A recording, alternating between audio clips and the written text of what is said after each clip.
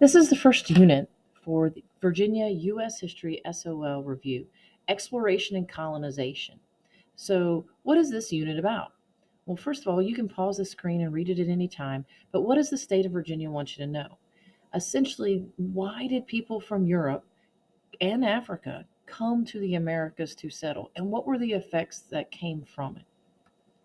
So this is a release question from the SOL test. So might as well start with a little bit of review, right? So what are some reasons why Europeans began to explore and come to the colonies? That's what this graphic organizer is looking for. Now it already tells you three reasons: glory, God, and technology. Well, what would be a fourth that would fit in with it? So when you're looking at your options, it says what would best complete the arrow above? Is it A, slavery, B, better waterways, C, economic opportunity, or D, civil war? The correct answer is C, economic opportunity. Economic, anytime you see that on the SOL, I want you to draw a little dollar sign like you see here, talking about money. Now, this God, gold, glory, those are all things that are very true of the Spanish. And so when you see things like gold coins, silver coins, they straight up jacked that stuff and stole it from the Aztecs, from the Inca, from the native people of Central America and South America. For the French, located mostly in Canada, they're going to be making a lot of their money and their economic opportunity off of fur trading and fur trapping and trading with the natives. As for the English, whose colonies are seen here, their primary way of getting economic opportunity is going to be through farming. Now, sometimes they're doing it to get rich, and other times they're doing it to simply not be poor, but to have their own land. But either way, that's economically making them better off than they in the Americas than they were before. Now, one of the things that's going to be a side effect, a big side effect of all of these European countries, quote unquote, discovering America, is going to be the Columbian Exchange.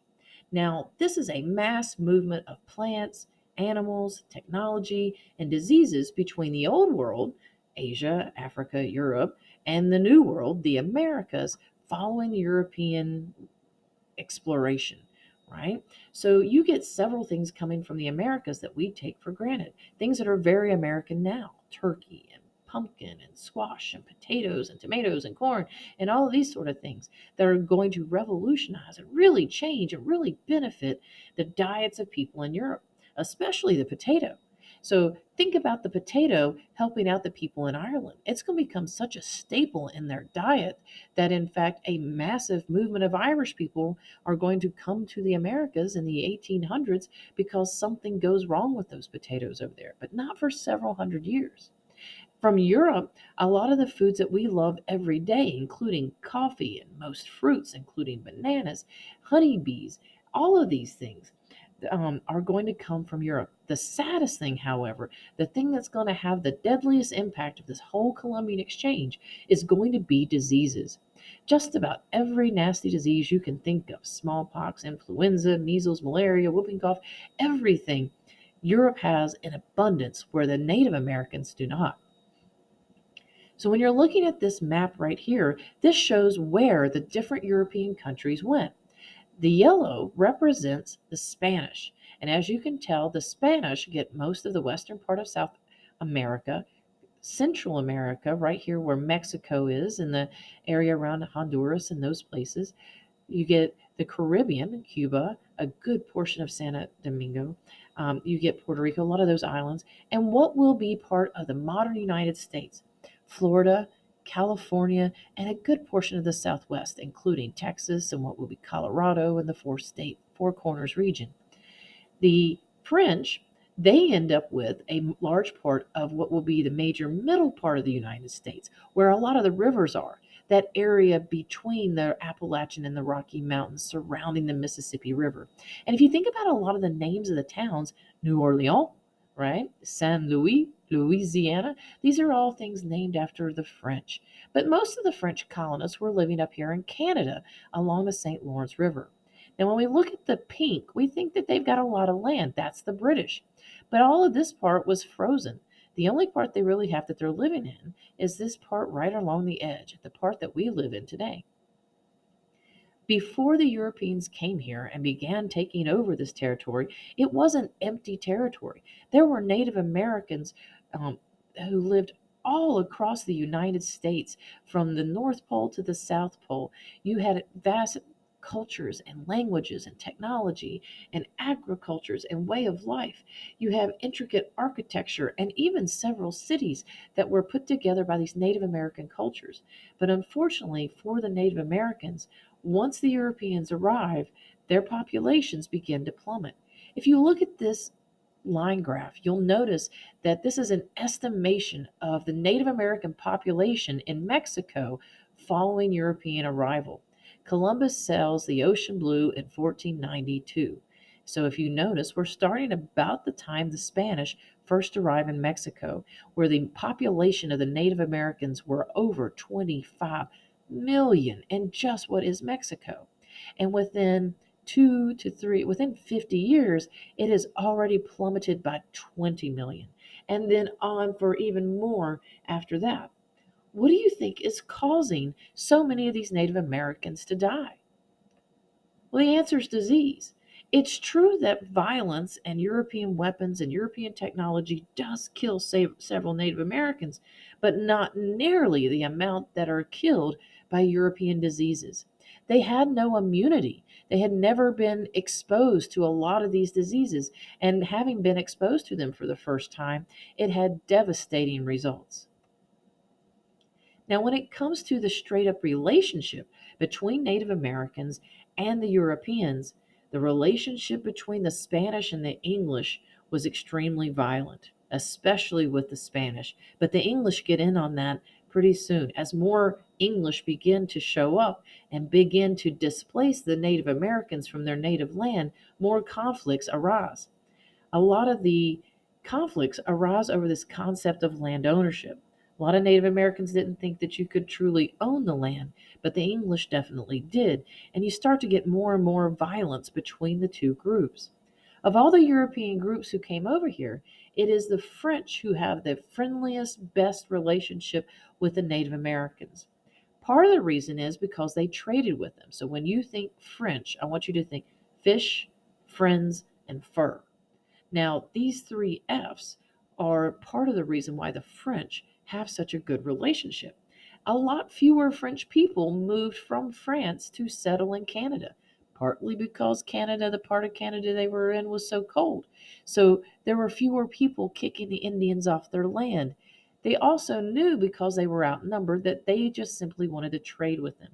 So they worked to foster a good relationship, learning the language, intermarrying the tribes. Make sure you know that the French were the friendliest with the Indians. That's a question that pops up a lot on the SOL.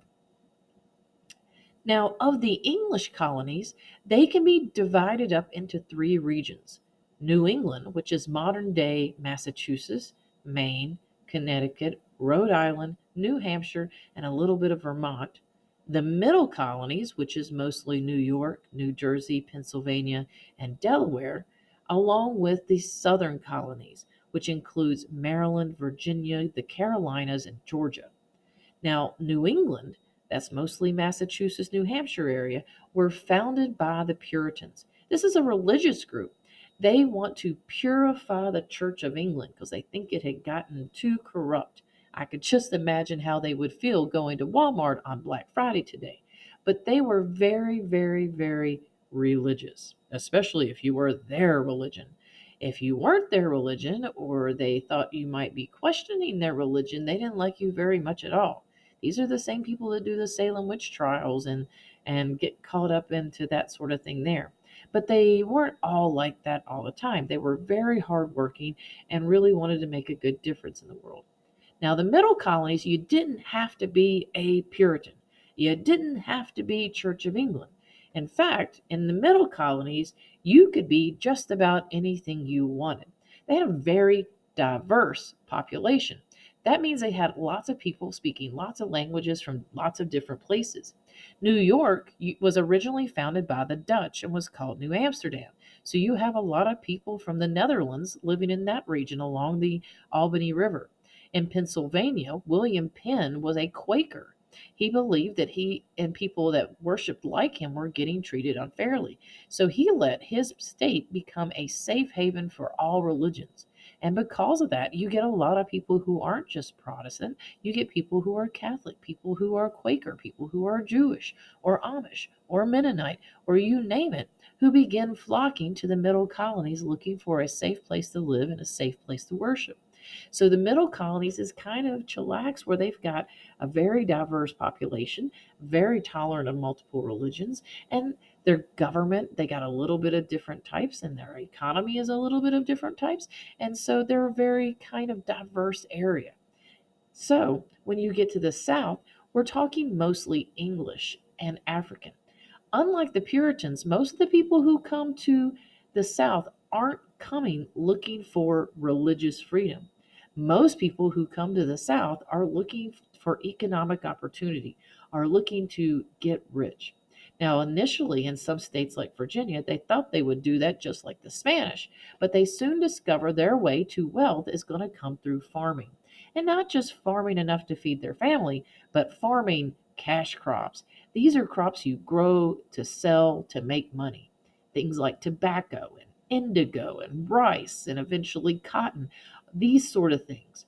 And unfortunately, to do that and make a lot of profit at this time, it caused them to begin to rely on enslaved African labor. So a lot of the culture in the South is also shaped by the African influences coming from West Africa, from Gambia, from Senegal, from Angola, and you see a large influence in the way that of Southern food and culture in that area as well. Now, while the South had the land and the weather and the climate to grow large cash crops, New England didn't. The further north you go, I want you to think about how much colder it gets. They didn't have the ability to grow large amounts of cash crops for lots of money, so they never really developed that sort of agriculture or a dependence upon African slave labor. Instead, they made most of their money by fishing and shipbuilding. And I'm not talking about Andy and Opie going out with a fishing rod. What I'm talking about is deep sea, deadliest catch kind of fishing.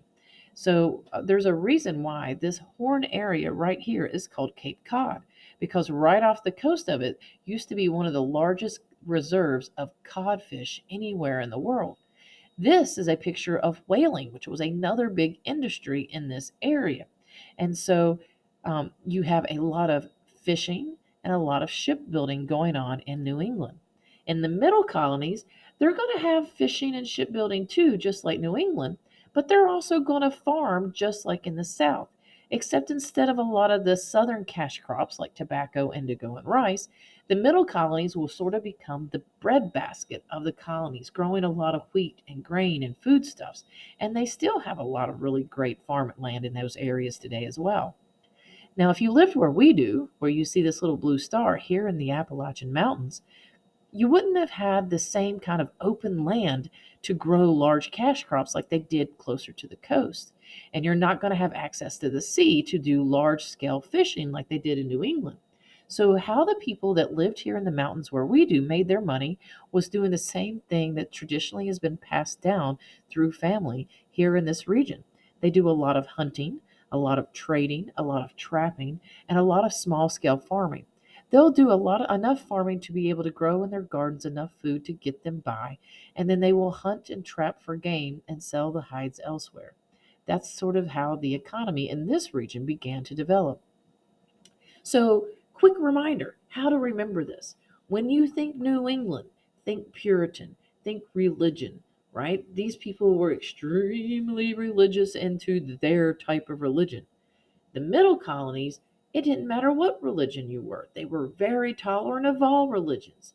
And they were very diverse. They had lots of people. So think diversity, right? And then the southern colonies, remember wealth, remember money, because that's what they're all about. Now they're going to get that money through farming cash crops, but they're going to want to flaunt that money. In the South, they begin to develop a culture where it's all about how nice your house is and how nice your clothes are and how much money you have and how many acres of land you have. And so that sort of thing, wealth and status is going to be really important in the South. Now, speaking of the South, the first permanent English settlement in the New World will be in Virginia. It will be Jamestown in 1607. Now, Jamestown is on the coast of Virginia. The English had tried to start colonies, but this is their first quote unquote successful one. Now, I put that in quotes because they suffered a lot in the early days with starving and all sorts of stuff. But thanks to new influxes of new people replacing the dying population, they soon get one guy named John Rolfe who's going to bring a very important crop with him, tobacco. He had gotten some Spanish tobacco seeds, and they discovered that it grows very well in the Virginia soil. And that crop is where they're going to find their gold. Now, Virginia and Jamestown was initially settled as a business venture. The King of England gave a company, the Virginia Company of London, kind of like giving a contract to Exxon or Walmart or Amazon or some big corporation like Volvo, giving them a specific charter to settle Virginia. Now, initially, they came here looking for gold, but instead they began to turn to growing tobacco to make gold and are pretty successful. In 1619, over 10 years after the original settlement of Jamestown, two big events happen in there. One is the Virginia House of Burgesses meets for the first time. This is the first elected representative assembly in the New World, anywhere in the New World, including the Spanish and the French colonies. The second big thing that happens in 1619 is that the first African Americans arrive in Virginia, 20 and odd captives from Angola. Now we're going to start looking at the first part, democracy in the English colonies. Now, democracy is a government ran by the people, and there are really going to be two different types of democratic practices that pop up in the 13 English colonies, representative and direct. In a representative democracy, you don't go and vote on everything yourself. Maybe you don't have time, maybe it's too far away. So you choose or you vote for someone else to go and represent you in your entire area. So perhaps everybody in the county of Pulaski elects and chooses one representative to go to the Virginia House of Burgesses, or as it's known today, the Virginia House of Delegates, and vote for them. In a direct democracy, that's more like what you see in New England. They have things called town meetings where all the men vote gather together and they each vote directly by a show of hands or by standing up and speaking their mind, and they vote on each thing themselves. That's a direct democracy. But no matter which one you're looking at, representative or direct, they're both forms of self government. In fact, almost every early stage we were having self government. The Mayflower Compact, when the Pilgrims arrived in 1620 in Massachusetts, they leave Plymouth, England, and land at a place they call Plymouth, Massachusetts. Before they get off the boat called the Mayflower, they all get together and they create this document where essentially they say, there's no law around here. We're going to make the laws and we're going to agree to obey them. So they were already saying, we're going to make these laws. We're going to enforce these laws and we're going to obey these laws. The king was nowhere in there. They were governing themselves. Now, the other big event in 1619 was the arrival of the first Africans at Point Comfort near the Hampton Roads in Virginia. That's on the outskirts of Jamestown. Think of it as an early lookout point for the colony of Jamestown. Now, these first Africans were from Angola, most of them from the kingdom of Ndongo. Now, Ndongo was a very thriving, powerful kingdom in Central Africa. And the Portuguese got into a conflict with them because they wanted to take the gold and resources from the Ndongo kingdom. And after 2 or 3 years of heavy fighting, the Portuguese win, especially once they get the Spanish on their side. And after one really brutal battle, they take thousands upon thousands of the people of Ndongo captive, and they load them up onto these Portuguese ships heading towards the New World. But before they can get to the New World, they are basically stolen or shipjacked by a group of English pirates out in the ocean. Now, since they've stolen these cargo, these humans bound for Spanish territory, they can't bring them to Spanish colonies. So the closest non Spanish colony was Jamestown. And when they bring them to Jamestown, the Jamestown colonists, they don't even list them by name, simply say 20 and odd Negroes arrived here, trade for these Negroes or these Africans or these 20 and odd, these people, these Angolans. They trade food and supplies for them. Now, they were brought on slave vessels. Now, this is an outline of one slave vessel. Notice how most of these people were treated very poorly. They were put side by side on shelves, basically no higher than 4 foot, in over 100-degree weather in the most abysmal conditions. And then they were taken in this what we know as the triangular trade, and the middle passage or the final leg of that triangular trade from Africa to the Americas. Now, in this triangular trade, they were often exchanged for raw materials, manufactured goods, and enslaved Africans. This green part right here was the Middle Passage. Now, before they went straight to using African enslaved labor, they tried to get their labor in other ways and shapes and forms. Now, remember, they don't have the technology to have all the machine and automatic farming that we have today. So you had to have a lot of manual labor. And in this case, a lot of it came through indentured servitude. Now, indentured servants were usually young teenagers, anywhere from the age of 9 to 21, usually on the younger side. Now, if you could not afford to pay your way to the New World, because it was a really expensive journey, you would sign an indentured contract. Now, you agreed to work in exchange for paid passage for someone for 4 to 7 years. And they could do a lot of things to you in those 4 to 7 years. They could be physically abusive. You're living in an area where even most of the non-indentured servants have a high mortality rate, and a lot of them die. In fact, half of the people who signed an indentured contract didn't even survive to the end of it. But if you did, you were awarded freedom dues. You would get not only your freedom, but land, tools, sometimes a cow or a pig, seed, corn, and that sort of thing to help make your life and help get it started. Now, indentured servitude becomes less efficient. It becomes more costly and in some ways more dangerous. So they begin to switch over to creating race based slavery in Virginia. Now, of those first 20 and odd Negroes that arrived from Angola in Jamestown, many of them ended up eventually gaining their own land and freedom, but not all of them. And as you begin to get times changing, the powers that be, the Virginia House of Burgesses, very quickly begin to pass laws creating race based slavery in Virginia. For example, when Andrew, uh, when Anthony Johnson, the first African American large landholder, one of these initial 20 and odd, who ended up gaining lots of land, when he was about to get the amount of acres required to become a Burgess, to vote, to participate in government, the Virginia House of Burgesses quickly passed a law that says African Americans cannot vote. They cannot participate in that way. They passed laws that forbid African Americans from owning guns and owning weapons.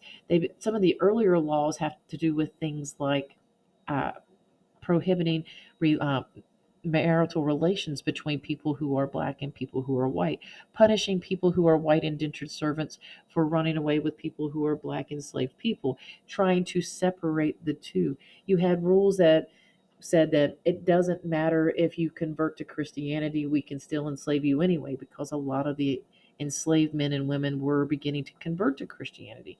And that was one way to get out of enslavement. So they passed a law closing that loophole. There were a lot of children being born at this time who had both white and black parentage. There weren't a lot of women in the early Jamestown. And so you had a lot of children being born of mixed heritage. Well, they wanted to be able to maintain those children, so they pass a law that says if you're a slave, it's if your mama's a slave, not if your daddy's a slave. They slowly start creating these laws to lock slavery down around one race. And the Virginia slave codes begin be copied by several other states as well. Then you get this concept from the British. The British began treating all of their colonies with a system called mercantilism. Now, if you think about the word mercantilism, it sounds a lot like merchant, selling things to make money. It's the idea that a colony's sole purpose is to benefit the mother country, that Britain will benefit itself better if it can have a favorable balance of trade by creating colonies all over the world. So, in Britain's view, Virginia's job was not to make Virginians money. Virginia's job was to make Britain money. That's what was most important. And as the Virginians and the New Yorkers and the Carolinians and so forth begin to chafe under this system, you're going to start to see it leading to a lot of the events that will lead to the American Revolution in our next unit. Something else that's going to help set the stage for the American Revolution is a religious movement called the Great Awakening. So, in England and English colonies, they were primarily Church of England. Now, Church of England had the king as the head of the church. Now, of course, you get people in the middle colonies and different places that are beginning to, worship to their own tune. But in most of the colonies, they had been following a Church of England religious order. But now you get the rise of new Protestant denominations, people like the Methodists and the Baptists, who don't see and recognize the King of England as the head of their church. Now, if we no longer recognize him as a moral authority in the church, maybe we don't have to recognize him as our governing authority over us here in the colonies. You see where I'm going? They're beginning to question how things were and how things can be in the future. So, what have we learned so far? Let's review. One, all Europeans came here for two reasons: wealth and power. Now, maybe they're getting that wealth by stealing gold and silver from the Aztecs. Maybe they're getting that wealth by creating tobacco plantations in Virginia or rice plantations in the Carolinas. Maybe they're getting that wealth through commercial fishing and whaling in New England, or perhaps by creating lumber mills in the backcountry. Or maybe you're a French colonist and you're making your profit through fur trading. But either way, you're going to use the wealth you gain from the colonies to enrich yourself and become more powerful. We also learned that the beginning of European exploration is the beginning of the end, unfortunately, for the Native American population.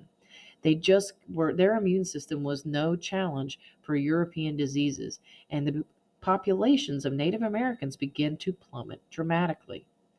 You also begin to realize that the 13 colonies from Georgia to Maine are going to be founded by very different people for very different reasons. So you're going to have some people coming here for religious purposes, either to create the perfect religious society, as they were in New England, or to worship freely, as many of them were in the middle colonies, or you have people coming here to get rich or simply not be poor, right, as they were in the southern colonies. Or you have other people who are being brought here against their will, as was the case with many of those from African descent that are brought to the colonies.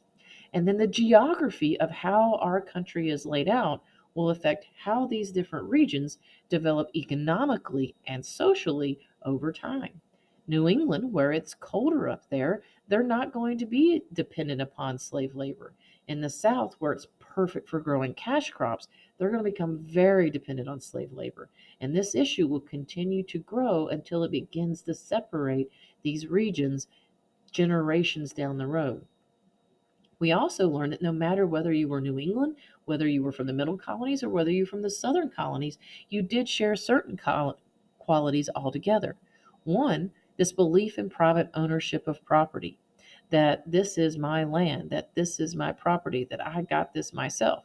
Now, unfortunately, that's often going to be at the expense of the Native American population who was here to begin with, or the African American population that people are going to be treating and viewing as if they are their property.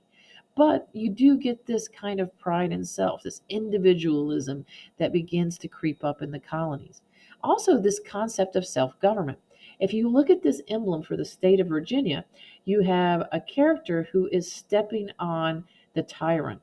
Thus, sic semper tyrannis, always thus to tyrants. This idea that we shall trump and triumph over tyranny, this idea that we have a right to rule ourselves, whether it be in town meetings, whether it be in representative legislatures. This is going to foster an independent spirit that we're going to see continue to come up.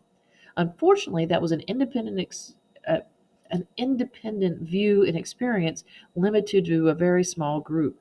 In 1619, the first Africans were brought to Virginia against their will and began to be cast into a low social caste that is created by law by the people who came here first, by the wealthy landowners. They're going to begin passing laws that are specifically targeting people of color and locking down a racial caste that will be almost impossible to escape. And then we also, the biggest thing as we are heading into our next unit, the 13 colonies begin to view themselves as a country within a country, almost with special status. And our view of ourselves this way is on a collision course with British's mercantilism view. This view that we are not ourselves, we are simply their possession to benefit them. These two concepts are going to clash in our next unit. So, what we need to do now is review what we've learned. I want you to go back to the website where you found this video, and I want you to click the game link beside it. It contains released SOL questions from the past tests. Good luck.